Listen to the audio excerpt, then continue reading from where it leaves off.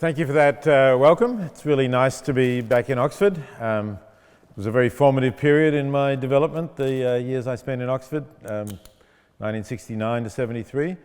A long time ago for you, but Oxford doesn't change that much. So I just, before we get on to discussion, I thought I would just tell you a little bit about what I've been working on, what my main interests are, what I hope we'll be talking about, but I don't want to constrain you from asking questions about anything else relating to my work. If you want to know what I'm currently doing, I'm working on a revision of Animal Liberation. I hope some of you will know that book. First published in 1975, and actually the idea for it started when I was here, although I didn't really write the bulk of it here. I think I wrote one chapter and an outline, a kind of proposal for a publisher while I was in Oxford, and then I had a one-year position in New York University and a bit of time off to write it. So it has been continuously in print since then, which is great, but it has got somewhat out of date. I did do a full revision of it in 1990, but since then, although the publishers will say that this is, a new edition, essentially it's got a new preface or some of the facts corrected a little bit, but it hasn't really been worked through. So if any of you have picked it up, you would notice that even in the most recent edition, most of the material predates 1990, which is the last time it was thoroughly revised. So if you look at the chapter on experiments, you'll only find experiments done before 1990. And, people may think, oh, well, those were the bad old days. I'm sure things have improved a lot since then. And I won't deny that things have improved a little bit since then, but I think there's still a lot wrong with the treatment of animals in research. I think there's even more wrong with the treatment of animals in factory farms, which has actually greatly expanded. And although there have been, again, some useful reforms, particularly in the European Union, and I guess although you're no longer part of that, I think you haven't actually ditched those laws or regulations entirely. Yes, there's been some improvements, but there's been a lot of things that have continued as bad as they were. So I'm now working on a full revision, which I hope will be out sometime next year. And that's obviously part of my continuing interest in the ethics of how we ought to treat animals, and I try to keep up to date with developments in that. And it's interesting to see such a lot more work being done in this field than when I started. There was virtually nothing, very little that was being written by philosophers or to a general public. And of course, it'll be obvious to you that there's been a huge upsurge in the availability of vegan food for a variety of reasons: animal concerns, climate concerns, health, and so on. So that's a development that I greatly welcome. So that's continued to be one of my major interests since the early 1970s. Also around that time, I wrote an article called Famine, Affluence and Morality that some of you may have read, in which I argued that people living in affluent countries, even if they're not themselves particularly affluent, but if they're just middle class or above, they're affluent by global standards, and that those of us, I'm certainly one of them, do have an obligation to help people in extreme poverty elsewhere in the world.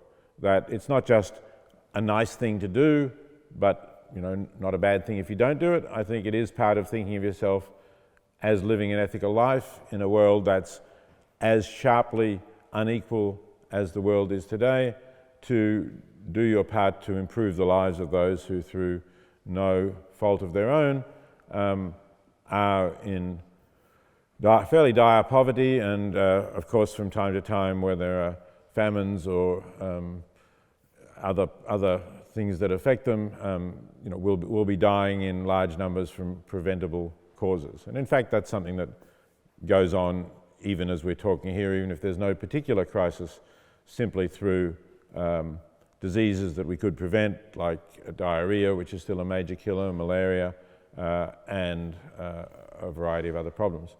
So questions about global poverty, what we ought to be doing about it, how demanding that ethics should be, is another of the areas that I've been working on, and I'll certainly be happy to talk to you about those things.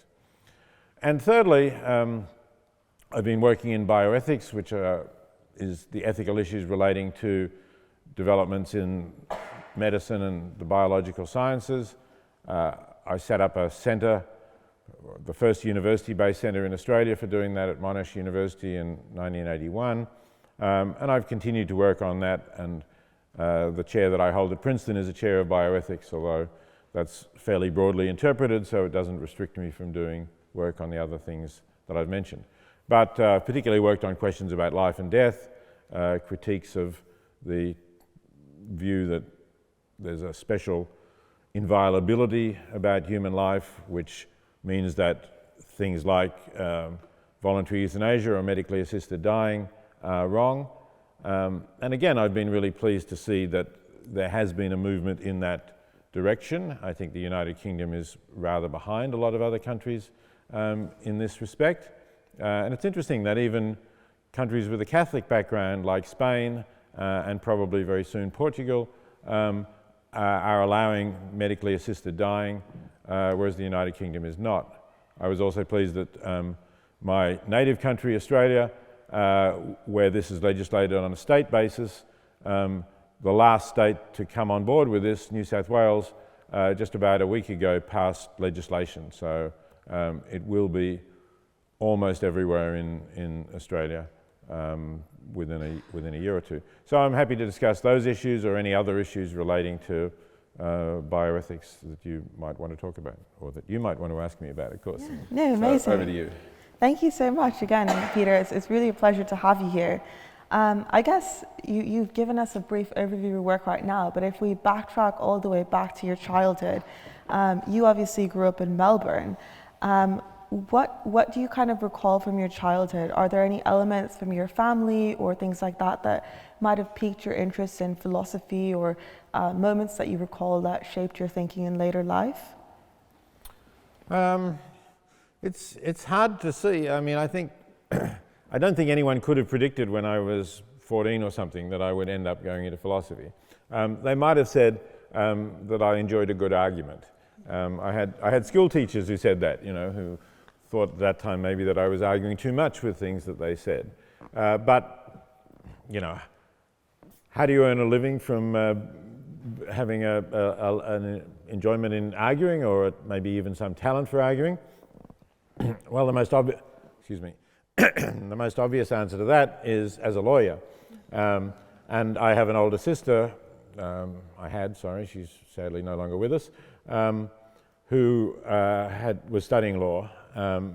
And I talked to her about law, and that was what I was thinking of doing when I finished high school and went to university. But my sister had a boyfriend who subsequently became her husband, who had done some philosophy, and so I did talk to him a bit. And I decided to do a combined degree in arts and law. And in the arts, I thought, okay, I'll take a philosophy subject and see what it's like. So, you know, if I hadn't done that, you know, you can see circumstances could have been quite different. My sister could have done something quite different. She might not have had a boyfriend who talked in an interesting way about philosophy. I think there's lots of twists and turns in my biography of those years that could have led me somewhere quite different. Yeah, definitely. And in your early formative years, much like all of us, you spent part of your time in Oxford, right here in Balliol College. And there's a particular moment while you were at Oxford where you had an encounter with a fellow student, and that's what turned you into a vegetarian. Do you want to walk us through kind of what happened and what was going through your head? I'm happy to walk you through. A minor correction, although this event that I'm about to talk about took place in Balliol, I was actually a student at Univ, not at Balliol. But anyway, so I came to Oxford as a graduate student. I'd finished, just to go on with the story before, although I started out doing a combined arts law degree, I got more interested in the philosophy.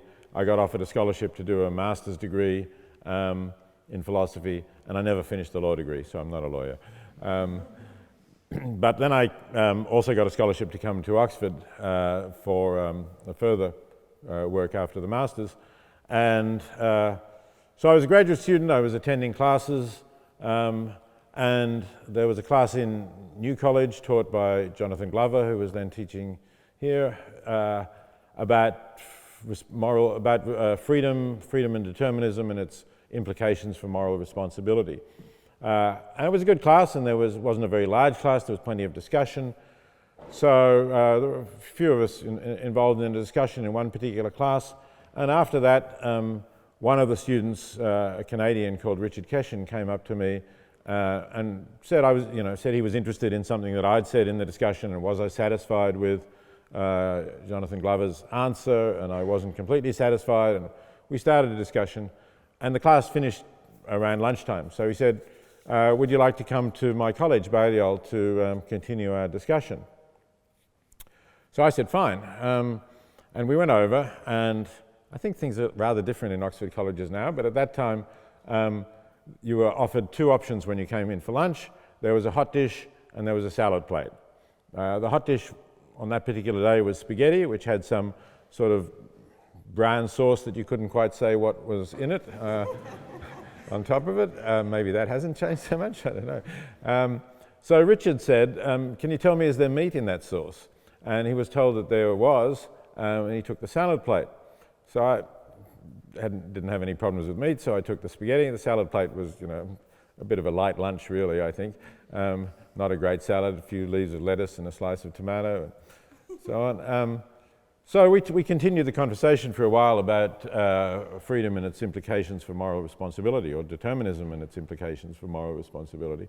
But after a while, after that stopped, I asked him why he'd asked that question about meat. And you have to, it's probably pretty hard for most of you to imagine, but here I was 24 years old. I had never had a serious conversation with anyone about not eating meat. I'm not even sure that I'd actually met anyone who didn't eat meat, but quite possibly I'd met some Indians who didn't eat meat for reasons that Hinduism gives to some Indians. But nobody with whom I felt I could really relate to my way of thinking about ethics in the world. So what Richard said was simply, I don't think it's right to treat the animals that are turned into meat the way that they're treated. And that obviously was something that I could relate to, because I wasn't in favour of cruelty to animals. I wouldn't have supported anything that was obviously cruel, but I really didn't know how animals were treated at the time. I assumed that they were out on the fields, leading pretty good lives, getting enough to eat, protected from predators and extremes of weather, and then of course they were killed. I knew that they were killed. I knew that being trucked to slaughterhouse couldn't have been a pleasant experience, because every now and again, driving around country roads, you would follow a truck crammed with cattle or pigs or chickens. But I hadn't really thought much more about that, or about the moral status of animals. But just that lunch really led me to do it. Richard said he would introduce me to some other people he knew who were vegetarians. He suggested I read what was the only book on factory farming at that time, a book by Ruth Harrison called Animal Machines. And of course there was no internet or videos to look at on YouTube, so it was hard to find out anything more. But Ruth Harrison's book was very powerful and very convincing, because it quoted from the farming journals, which were telling farmers how to treat animals in order to essentially maximise the profitability of their farms. And it was pretty obvious that this was not taking into account the well-being of animals, beyond the point that, well, if they all die, you're not going to make money out of your farm.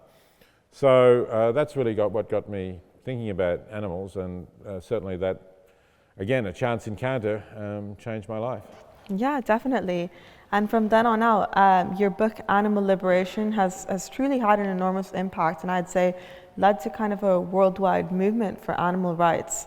Do you think sufficient progress has been made on this issue, and what kind of further progress would you like to see? I certainly don't think sufficient progress has been made. As I said, there has been some progress. So some of the things that I talk about in animal liberation, and we'll continue to talk about because they still exist in much of the world, don't exist in the European Union, and as I said, don't exist in the United Kingdom either, because the United Kingdom accepted the European Union's regulations on that and hasn't, fortunately, backed down from them. These are things like the standard battery cage for laying hens, which crowded hens in small wire cages, too small for them to stretch their wings, and prevented them performing many other kinds of natural behaviour, such as laying their eggs in a sort of private place, which even hens that have never had the opportunity to do that will do if you give them the opportunity, because it's a natural instinct for them. Cages have not been entirely banned, but they are larger than they were originally. They do have to have nesting boxes, so they're somewhat better. Similarly, individual stalls for veal calves and for breeding sows, the mothers of the pigs who were sent to market, used to be just individual narrow stalls that prevented the animals even walking more than a step forward or backward. They were so narrow they prevented the animals turning round. Those are also not allowed in the European Union or here. And there's been some progress in the United States. California legislated against these things. Actually, well, didn't really legislate, that had a voter initiative referendum. And most of the places in the United States where there's been progress, I think there's 9 states that have got somewhat similar regulations to the EU now. And of those 9, 8 of them are states with possibility of citizens initiating a referendum on a particular issue. So there's only one where it's gone through the state legislature without an initiative and a referendum.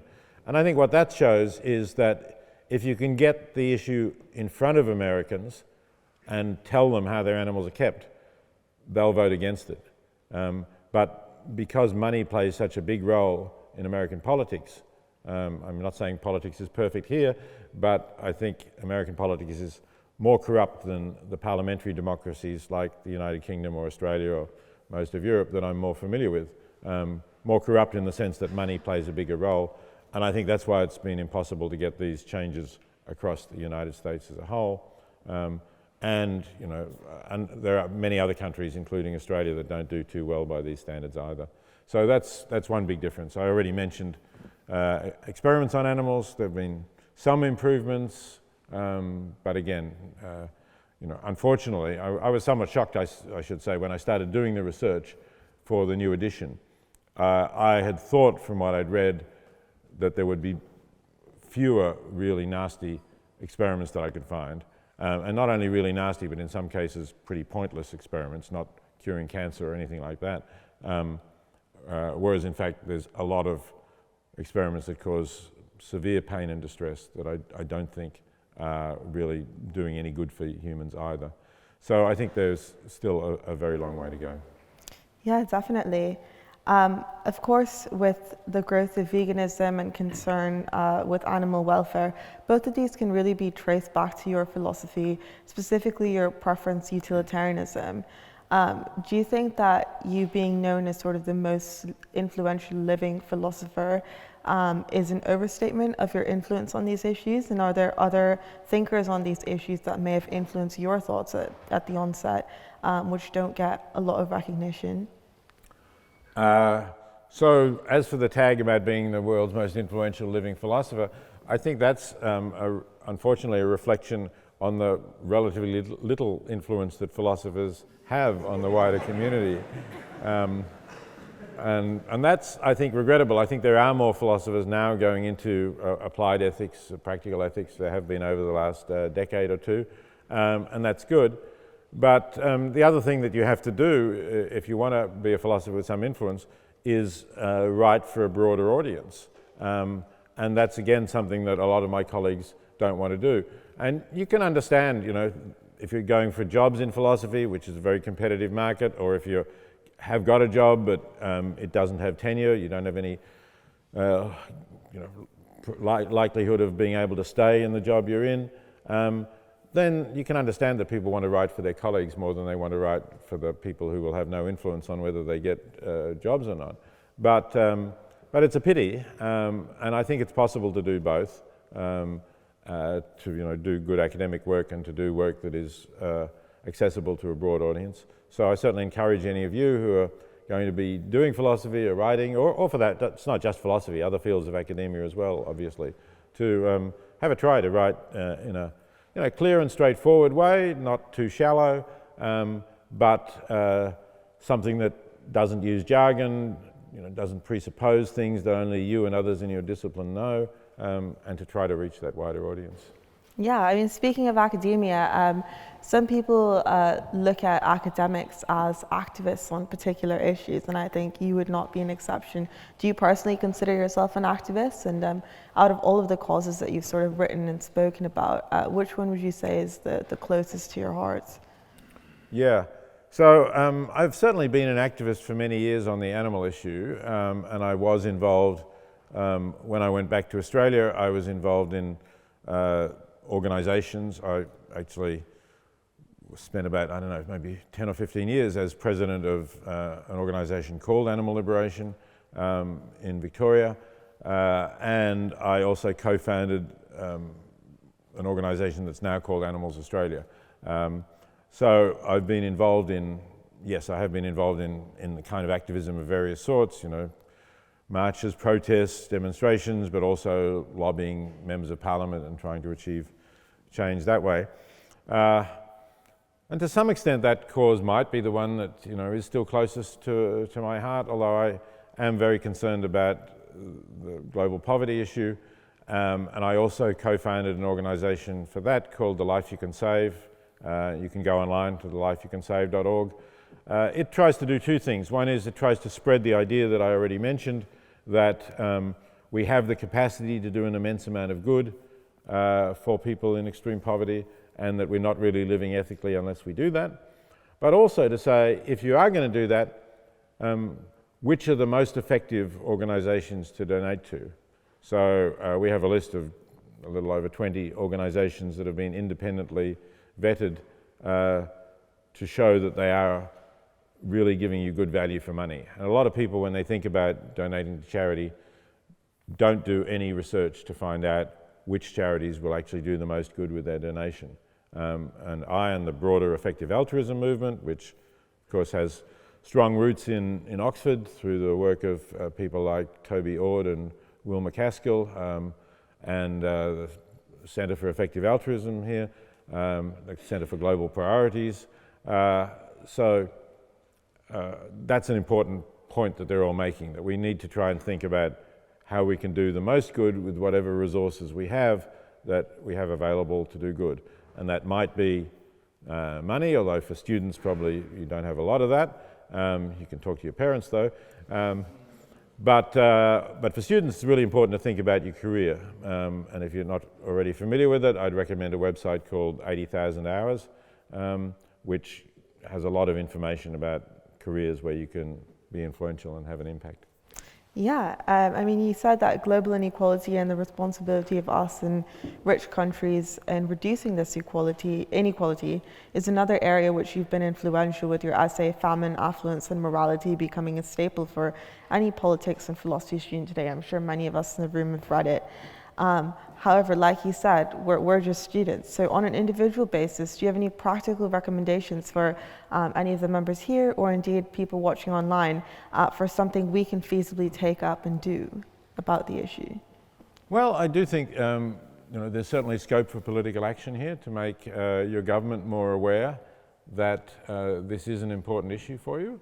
I think governments do respond to that. In a lot of places, they've been going backwards on foreign aid.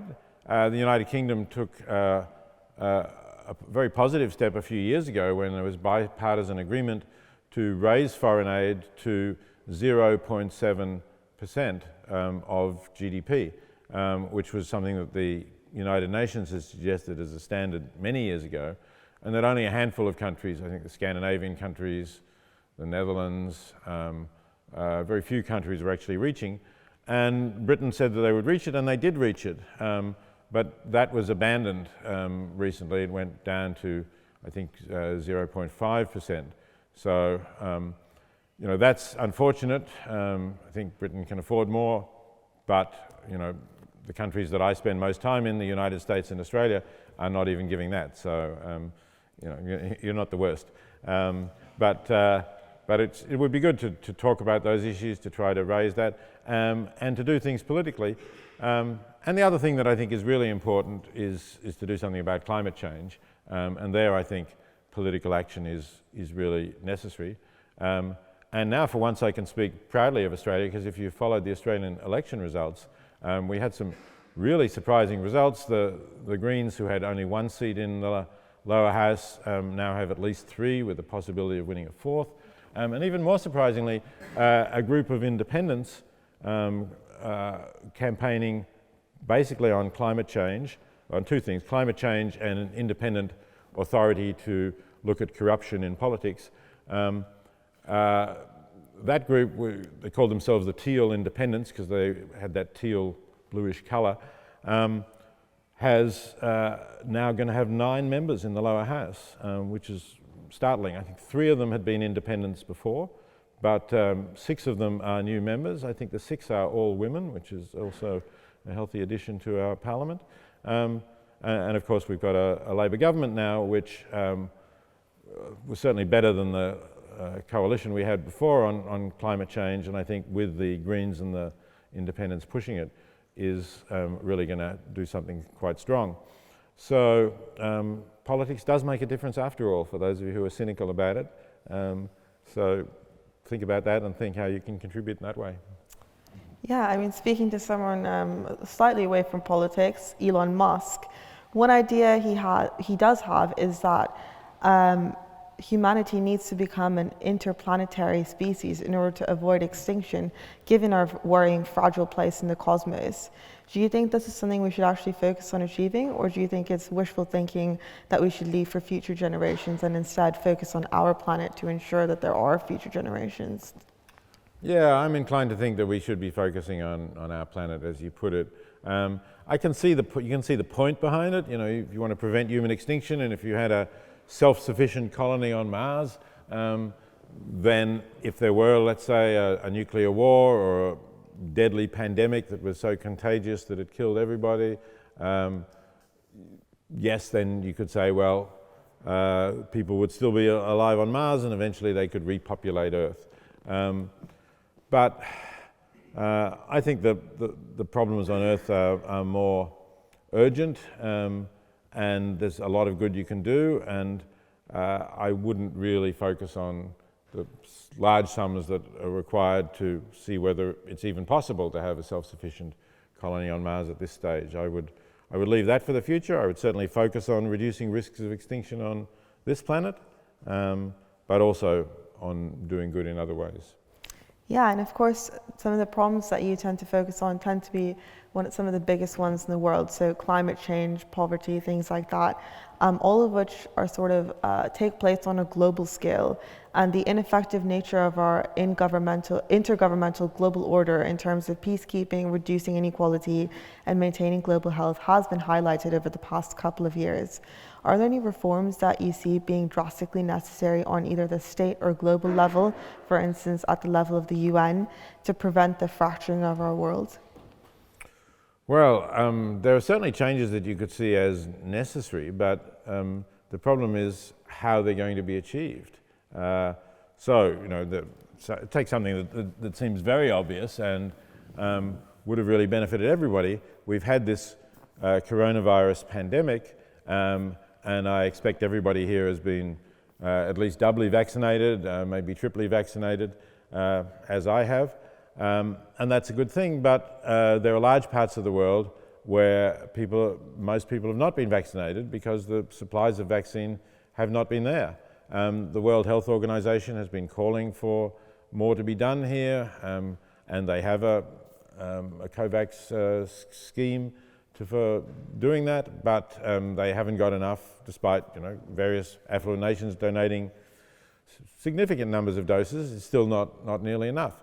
And that's not only beneficial for the people in those countries, It's also a really obvious thing for us to do to prevent new variants of the virus evolving, which of course they're doing all the time.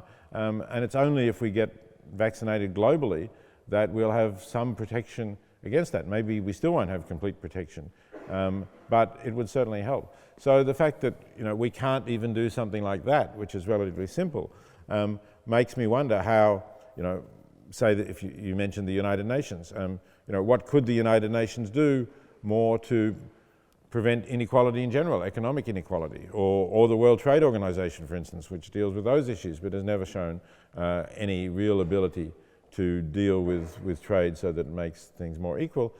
And when it comes to conflicts like the war in Ukraine that we have now, the Security Council arrangement, of course, which has the victorious powers from World War II exercising veto rights over decisions there, means that you can't do anything if one of those powers is involved and is willing to veto resolutions, as is the case with Russia now.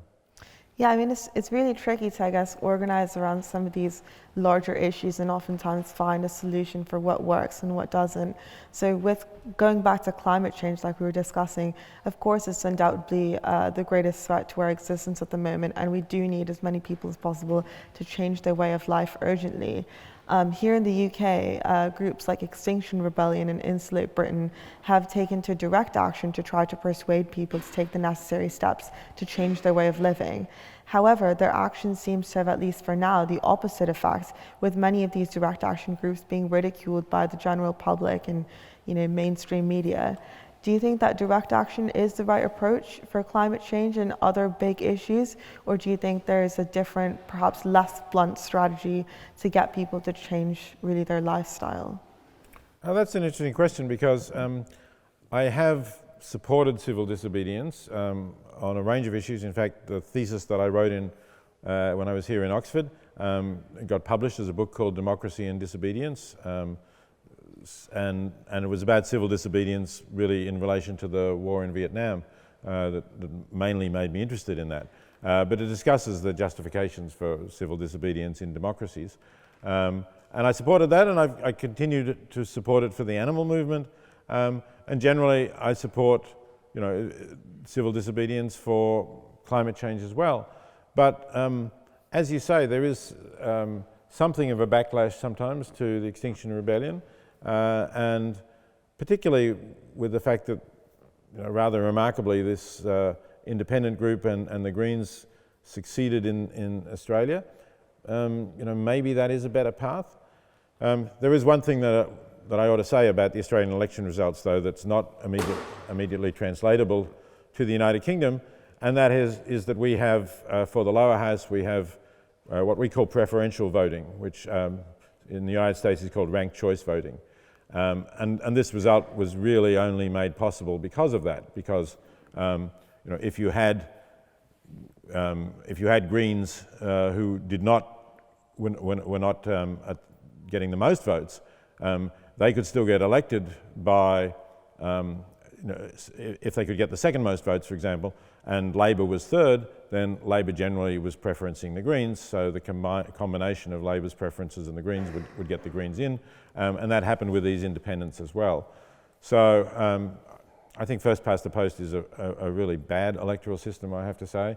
I don't know whether it's going to be possible to change that, either in the United States or here, but I certainly think it would make it easier for elections to really reflect shifts in public opinion of the sort that we just had in Australia. Yeah, I mean, on that note, how might we strengthen democracy in countries like the UK and US, where it seems like those in power or those that were in power are kind of eroding our democratic norms? It's really difficult. I guess you have to get people sufficiently fed up with the politicians in power, as obviously they were in Australia, to vote for other groups. But as I just said, the first past the post system makes that hard.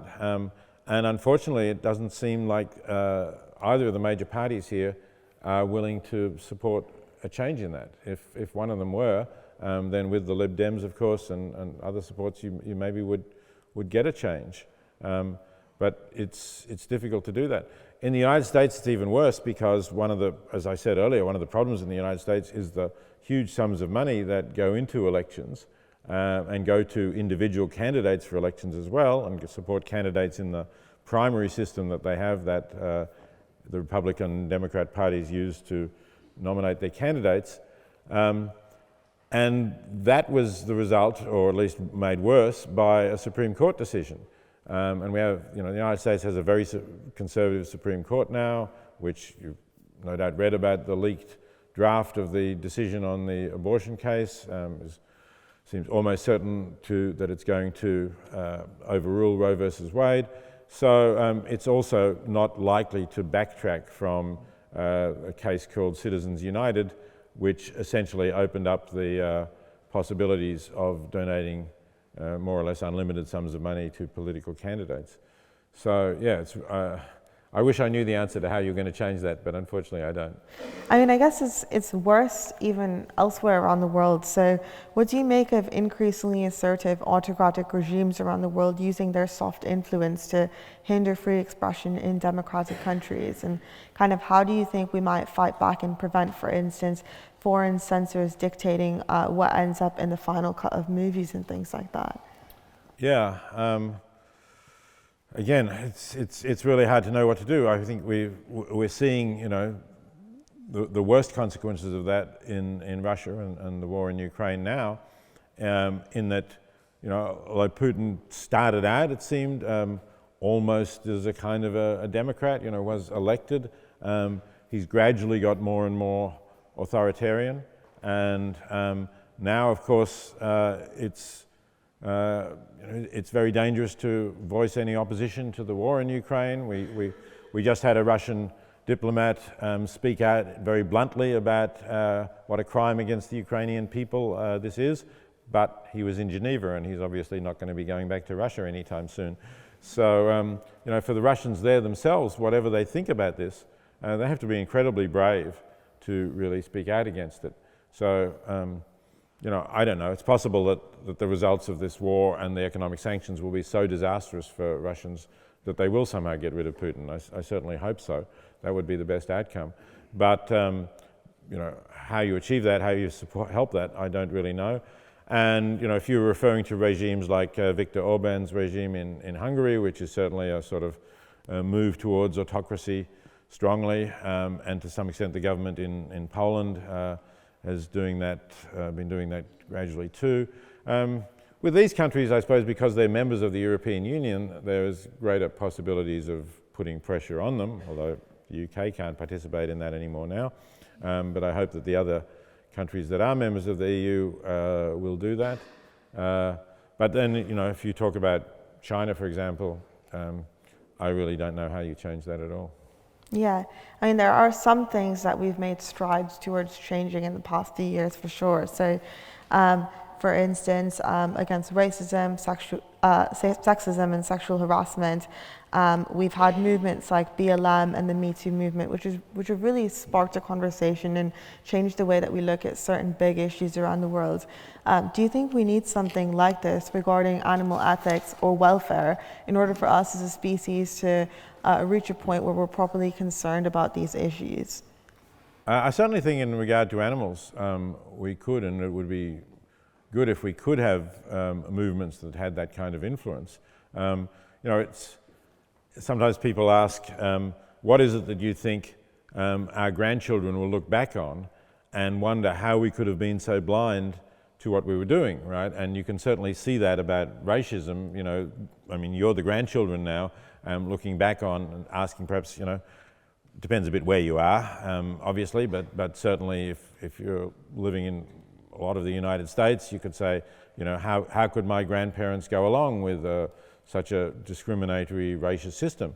And you can also say, how is it that, and this might even just be your parents rather than your grandparents, how could they cover up such sexual harassment when it was so obvious in the workplace and the office, but they just turned a blind, or the men at least anyway, turned a blind eye to it.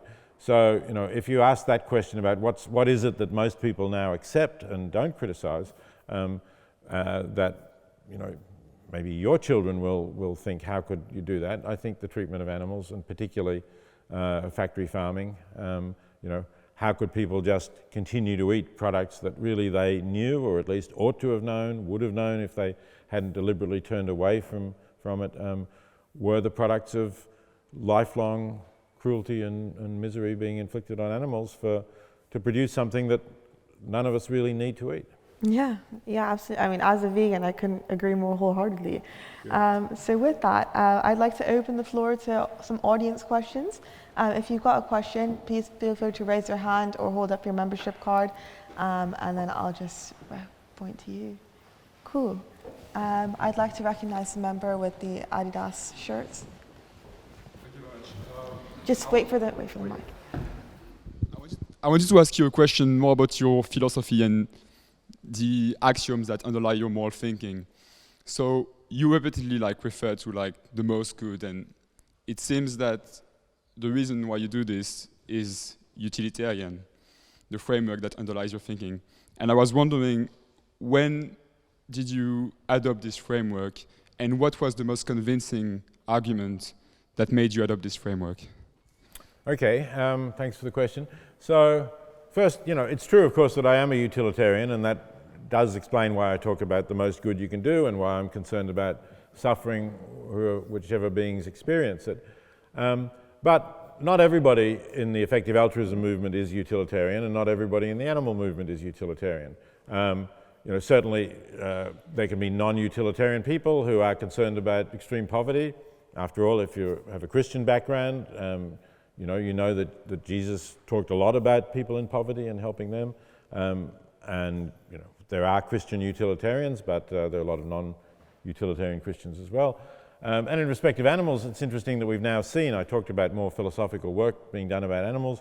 We've now seen probably the best-known Kantian writing in English about Kantian ethics, Christine Korsgaard, with a book called Fellow Creatures, saying that actually Kant was wrong on denying that animals are ends in themselves. We've had contractualists on this issue. We've had people from a lot of different positions. So you don't have to be a utilitarian to agree with me about animals or global poverty or a number of other issues. But I have been a utilitarian for a long time.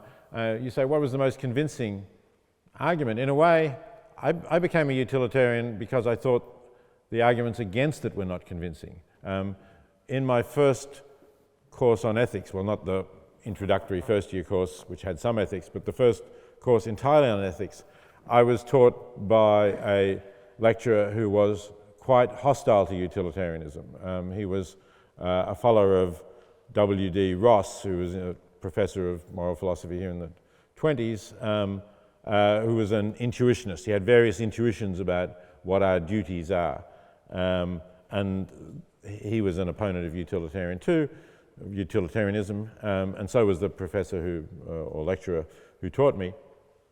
And he had various objections to it. I remember one was this objection that you were in a southern town where lynching was still the prevailing way in which the white people dealt with the black people in that town. A white woman had been raped and said she was raped by a black man. So the white mob had gathered. They'd got 6 black people from the town at random. There they were. They'd put nooses around their neck. They were about to hang them from a nearby tree. You're the sheriff, but you're powerless to actually stop them. You're one person. They have guns too, of course. You can't really physically prevent them from lynching these innocent people. The only thing you could do is you could say, I've got evidence that that one, and let's say you point randomly at one of the 6, is the one who did it. Let the others go. And assume that if you do that, then 5 of them will go, 1 of them will die. Now, the argument of my lecturer was that that would be the wrong thing to do. That as a sheriff, your duty is to uphold the law. You can't lie about something significant like that, and that would be wrong. But if you really believe in the example, this unfortunate person who you're going to point to was going to die in a moment anyway, whereas there's 5 people who are not going to die if you tell the lie and violate your oath of office or whatever it might be. So if you really assume that there's no further consequences, nobody is ever going to know that you that you lied about this, no other bad consequences. I thought, well, it would be right to break that oath. And so I convinced myself that at least that objection wasn't a good one. And I went through other objections during the course and in subsequent classes, and I found in the end that I thought that all of the objections played to intuitions which were normally sound rules, right? Lies, don't tell lies, or don't tell lies in serious situations like this is generally a good rule. Don't frame an innocent person, of course, is a good rule. If you've taken an oath and are in a position where you have a certain role, follow that role to the best of your ability, they're normally good rules. But they have exceptions in unusual circumstances. And I thought a lot of the objections to utilitarianism were like that, and in the end were not really conclusive objections. So essentially that's what persuaded me. Plus, I suppose you could say that utilitarianism is about things that we know matter to us and matter to others, whether it's the classical form where you talk about pleasure and pain, and we all try to avoid pain and gain some pleasure, or whether it's about satisfying preferences, which we also do. These are things that are pretty concrete, that we know about, that we value, that we know others value. So generalizing that impartially to all beings who can experience pleasure or pain or have preferences seemed like a reasonable thing to do. Whereas, the idea that there are these prima facie duties that Ross talked about, or that, some of the other ethical positions were just a little bit more mysterious. You need to say, well, where do these come from? How do we know that these are the right duties? And I guess, I have a sort of sense of wanting to be down to earth and not too mysterious, and that combined, as I say, with ways of answering the obvious objections convinced me that utilitarianism was more defensible than the other views that I was familiar with. Yeah, no, thank you so much, and thank you so much for your question. We have time for a couple more audience questions. I recognize the woman in the penultimate row, yeah.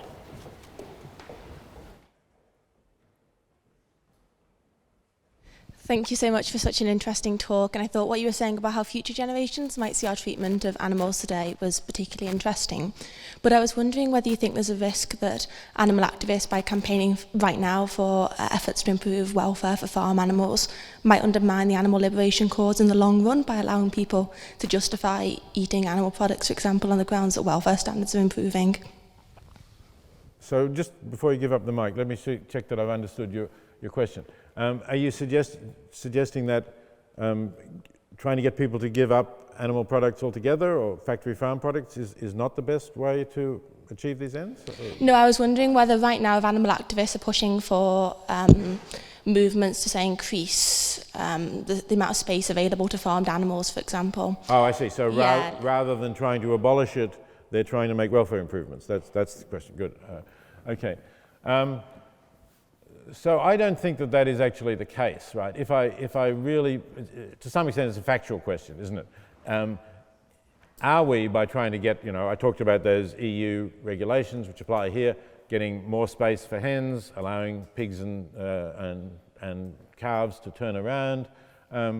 Are we actually reducing the chance of abolishing factory farming altogether, or of getting society to be completely vegan altogether?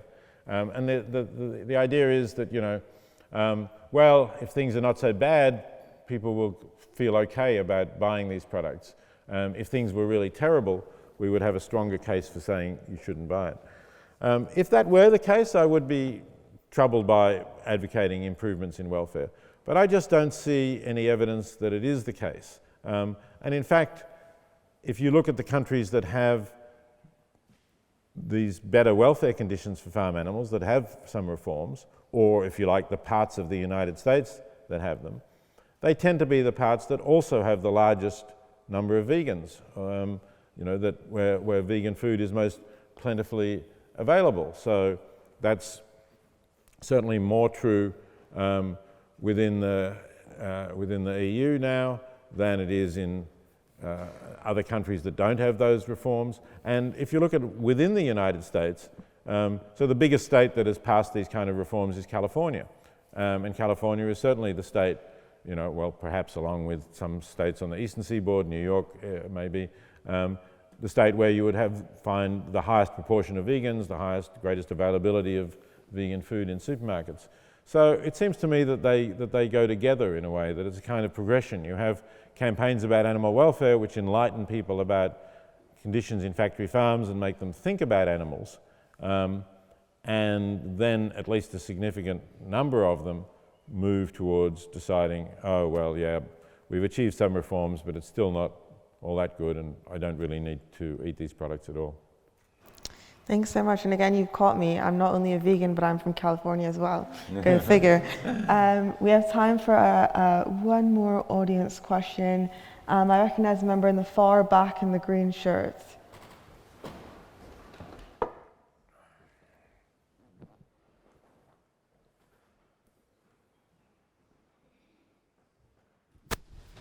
Thank you so much for coming and giving that Q&A for us today. I was wondering about kind of recent trends in the effective altruism movement towards long-termism, so philosophers like Will MacAskill or Hilary Greaves or Toby Ord, and towards looking more closely at humanity's long-term future, maybe to the exclusion of causes like alleviating global poverty or reducing animal suffering right now. So I was wondering what your thoughts more generally on long-termism were, and whether you thought that was a good trend for the movement. Yeah, thank you. And for those who are not familiar with the thinkers you talked about, I'd recommend Toby Ord's book, The Precipice, and Will MacAskill has a book coming out about long-termism in the future as well. So I'm glad that Will and Toby and Hilary and others are thinking about long-term consequences of our actions, about how to reduce the risk of extinction. We talked about Elon Musk in that connection, of course, and thinking about the long-term consequences of our actions and how we can produce a better world over not just decades, not just centuries, but millennia or even more. But I do think that it would be wrong to focus exclusively on these issues. Again, as I said in response to your question about Musk, we do have very serious problems here. Some of those problems may be, solving those problems may be important for our survival anyway.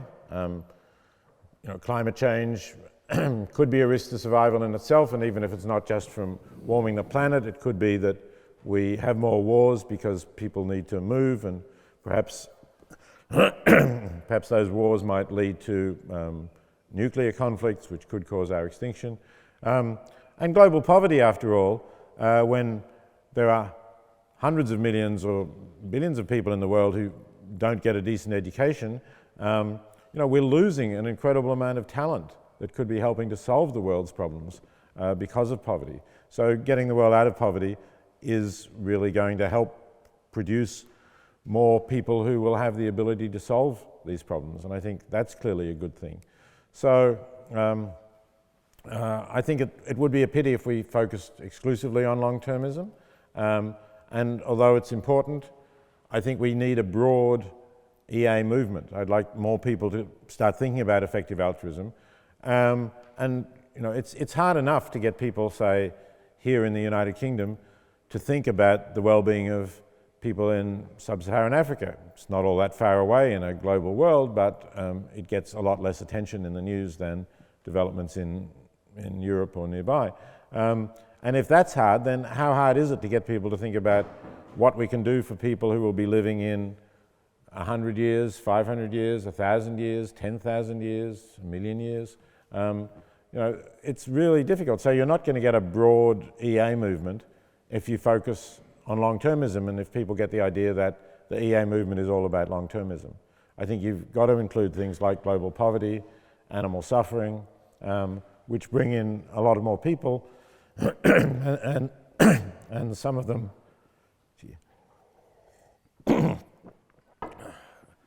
will think about long-termism then and gravitate towards that side of the movement, and others will do good things for people in poverty and animals and maybe other issues that we haven't even thought about that much. Thank you so much, and thank you for your question. I'm Thank afraid you. that's all we have time for today, but again, it was the utmost pleasure of mine to speak to you, and I'm sure our audience members were able to learn a lot. Would everyone join me in thanking Mr. Peter Singer for coming today?